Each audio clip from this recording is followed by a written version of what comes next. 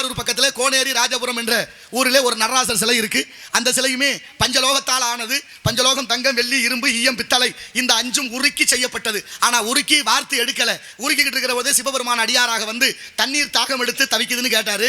அந்த சிற்பியும் சிற்பியுடைய துணைவியாரும் தண்ணி இல்லையா, பக்கத்தில் குளத்தில் இருக்கு, போய் குடிங்கன்னாங்க. அவ்வளோ தூரம் நடக்க முடியாது, தண்ணி கொடுன்னாரு.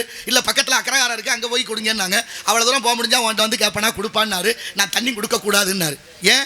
நான் கொடுத்தா தீட்டு, நான் சொல்லலையே, நீ ஏன் சொல்ற, தண்ணி கொடுன்னாரு. கடைசியாக வேற வழி இல்லாமல் தண்ணியே இல்லைன்னு சொன்னாங்க. தண்ணி இல்லைன்னா அடுப்பில் ஏதோ கொதிக்குதே, அந்த வெந்நீரையாவது குடிக்கிறேன்னாரு. அது வெந்நீர் இல்லையா, நடராசர் சிலை செய்ய சொல்லி மன்னனுடைய உத்தரவு, அதனால பஞ்சலோகத்தை உருக்கிக்கிட்டு இருக்கோம்னாரு. ஏன் அவஸ்தை புரியாம நீ இவ்வளவு பேசுறிய, விடியா நான் எடுத்து குடிக்கிறேன், என்ன ஆனாலும் பரவாயில்லன்னு அடுப்பில் கொதித்து கொண்டிருந்த பஞ்சலோகத்தினுடைய குழம்பை அப்படியே குடித்து மறைந்த உருவம்தான் இன்று கோனேரி ராஜபுரத்தில் இருக்கக்கூடிய நடராசர் சிலை. அந்த சிலையில என்ன அதிசயம் தெரியுமா? எல்லா சிவாலயங்களிலும் நடராசர் சிலை இருக்கு. ஆனா அந்த சிலையில தான் கையில ரேகை இருக்கு.